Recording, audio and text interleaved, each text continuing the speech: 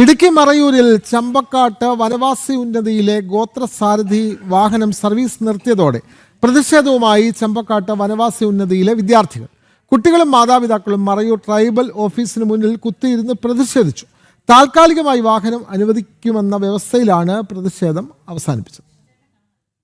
ചിന്നാർ വന്യജീവി സങ്കേതത്തിനുള്ളിലെ ചമ്പക്കാട് വനവാസി കുടിയിൽ നിന്ന് 16 കിലോമീറ്റർ അകലെയുള്ള മറയൂർ ഗവൺമെന്റ് LP സ്കൂളിലാണ് കുട്ടികൾ പഠിക്കുന്നത്. ഗോത്രസാരഥി പദ്ധതി വഴി ഇവർക്ക് ലഭിച്ചിരുന്ന ജീപ്പ് സൗകര്യം കഴിഞ്ഞ ഒരാഴ്ചയായി മുടങ്ങിക്കിടക്കുകയായിരുന്നു. മഴ കാരണമാണ് വാഹനം വരാത്തതെന്ന് അറിയിച്ചതെങ്കിലും പിന്നീട് വാഹനം ഇനി കുടിയിലേക്ക് എത്തില്ലെന്ന് ട്രൈബൽ ഓഫീസിൽ നിന്ന് അറിയിക്കുകയായിരുന്നു. കുട്ടികളെ കുടിയിലെ ട്രൈബൽ സ്കൂളിൽ പഠിപ്പിക്കുമെന്നാണ് അധികൃതർ പറഞ്ഞതെന്ന് രക്ഷിതാക്കൾ പറയുന്നു.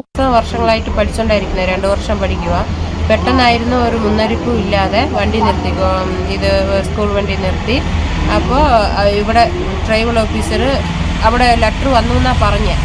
അപ്പോൾ എന്നാന്ന് ചോദിച്ചപ്പോൾ അവിടെ വണ്ടി വിടാൻ പറ്റില്ല, അവിടെ സ്കൂളുള്ളതല്ലേ, പിന്നെ എത്ര നിങ്ങൾ ഇവിടെ വന്ന് ചേർത്തേ എന്ന്. അപ്പോൾ ഞങ്ങൾക്ക് അവിടെ ഇംഗ്ലീഷ് മീഡിയം ഇല്ല, അത് കാരണം ഞങ്ങൾ ഇവിടെ ഇംഗ്ലീഷ് മീഡിയം വിട്ടുകൊണ്ടിരുന്നത്.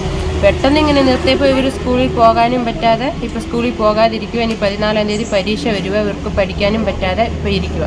മികച്ച വിദ്യാഭ്യാസവും ഇംഗ്ലീഷ് പരിജ്ഞാനവും ലക്ഷ്യമിട്ടാണ് കുട്ടികളെ സ്കൂളിൽ ചേർത്തതെന്നും മുന്നറിയിപ്പില്ലാതെ വാഹനം റദ്ദാക്കിയത് പഠനത്തെ ബാധിച്ചെന്നുമാണ് രക്ഷിതാക്കൾ പറയുന്നത്. സമരം ശക്തമായതോടെ താൽക്കാലികമായി വാഹനം അനുവദിക്കാമെന്നും കുടിയിലെ സ്കൂളിൽ ഇംഗ്ലീഷ് വിദ്യാഭ്യാസം ആരംഭിക്കുന്നത് പരിഗണിക്കും എന്ന വ്യവസ്ഥയിലാണ് കുട്ടികളും രക്ഷിതാക്കളും താൽക്കാലികമായി സമരം അവസാനിപ്പിച്ചത്. ജനം, ഇടുക്കി.